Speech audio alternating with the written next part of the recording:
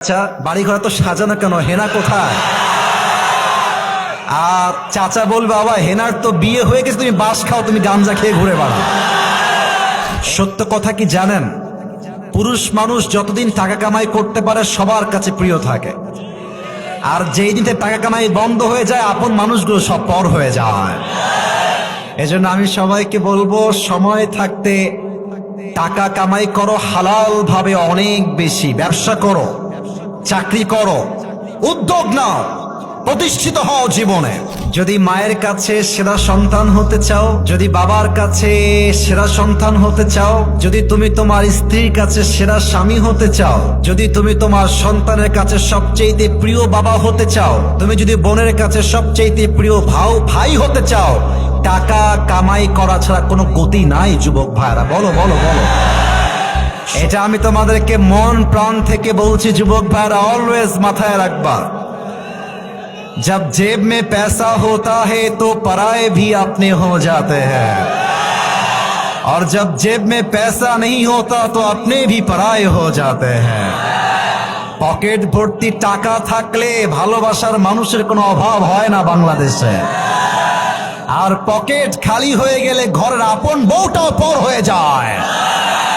এজন্য আমি মাঝে মাঝে বলি, जब जेब में हो पैसे तो लोग पूछते हैं तुम हो कैसे, और जब तुम हो जाओगे कंगाल कोई पूछने नहीं आएगा तुम्हारा हाल।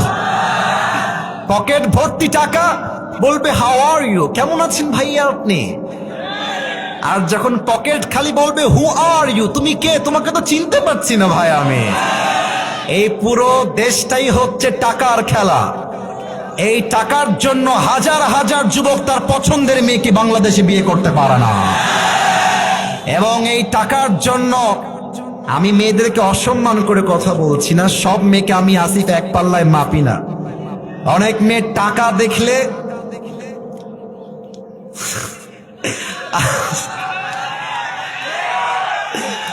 টাকা দেখলে আর সরকারি চাকরি দেখলে টাকার সঙ্গে বিয়ের পিড়িতে বসে যায় না, এমন মেয়ে তো বাংলাদেশে নাই। আরে নাই, আরে নাই রে ভাই, থাকলে আল্লাহ হেদায়েত দান করুক, পড়েন সবাই আমিন। এজন্য আমি বলি, পকেট শূন্য থাকা অবস্থায় যে আমাকে হালাল ভাবে বিয়ে করতে চাইবে সে তো আমার ভালোবাসা পাওয়ার যোগ্যতা রাখে, আর যে আমাকে প্রতিষ্ঠিত হওয়ার পরে চাইবে বুঝতে হবে সে আমাকে ভালোবাসে নাই, সে আমার অবস্থানকে ভালোবেসেছে। আল্লাহ যুবক ভাইদেরকে হালাল ভাবে বেশি বেশি ইনকাম করার তৌফিক দান করুক, পড়েন সবাই আমিন।